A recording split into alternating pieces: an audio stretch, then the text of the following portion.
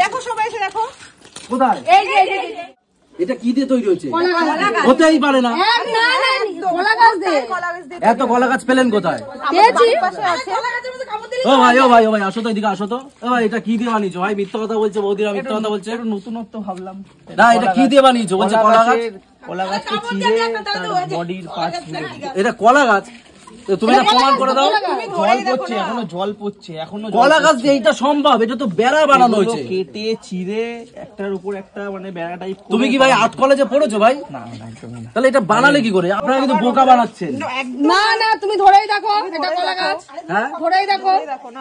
না না এই বৌদি না না তুমি ধরেই দেখো। মিথ্যা তো হতেই পারে না। জল পড়ছে, কারণ আমরা সন্ধ্যা থেকে এগুলো করেছি। এখনো জল পড়ছে। আচ্ছা আপনারা যারা ভিডিওটা দেখবেন এখানে এসে লাইভ একদম নিজেরা প্রমাণ করবেন এটা কলা গাছ কিনা, আর কমেন্টসে জানাবেন কোথায় এসে দেখতে হবে এই কলা গাছের প্যান্ডেল। সতীন সেননগর।